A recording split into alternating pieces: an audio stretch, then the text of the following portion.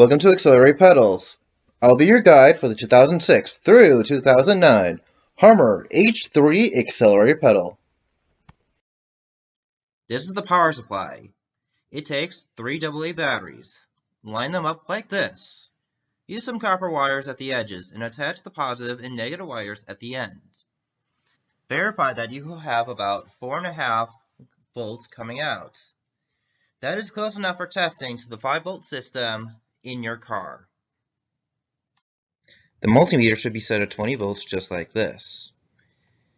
And the plug from the pedal should be facing towards you like this, with the pedal at the bottom like this.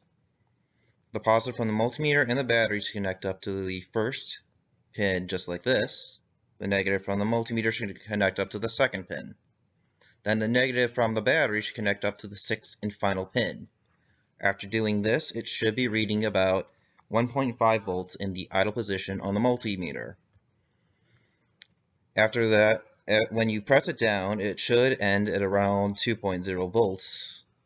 You are checking for spikes and glitches during these tests, so make sure you're checking for those. For the second potentiometer, the multimeter should still be set at 20 volts, just like this. The positive from the battery and the multimeter should connect up to the third pin.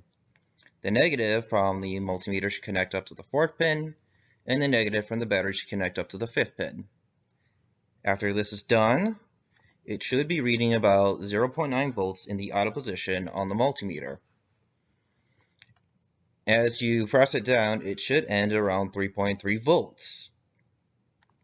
After doing this, you should also be checking for spikes and glitches during the test.